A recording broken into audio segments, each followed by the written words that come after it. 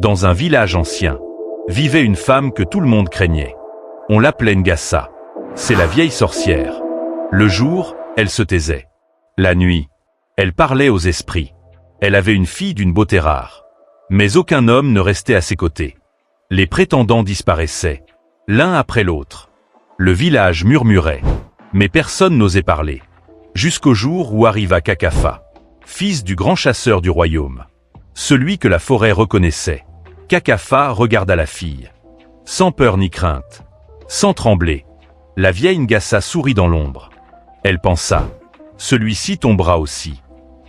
Cette nuit-là, la sorcière lança ses sortilèges. Elle invoqua les ombres et les esprits maléfiques. Elle murmura les noms interdits. Mais rien ne se passa. Le jeune Kakafa dormait, paisiblement et protégé par ses puissances sacrées. Alors, la terre frissonna soudainement. Autour de lui se tenaient les 12 génies du royaume.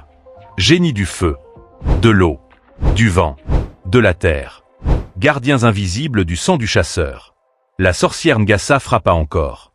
Plus fort, plus sombre.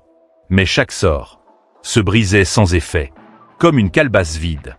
Pour la première fois, la sorcière eut peur. À l'aube, elle comprit une vérité ancienne. On ne combat pas un homme. Protégé par le destin, Kakafa demanda la main de la fille. Non par défi, mais par amour. Le village vit ce qu'il n'avait jamais vu. La sorcière est vaincue. Depuis ce jour, on raconte encore cette histoire. Celle d'un homme, que même la sorcellerie ne pouvait toucher, parce que certains marchent seuls, et d'autres marchent avec l'invisible protecteur des ancêtres. Alors si tu as aimé cette vidéo, abonne-toi à la chaîne.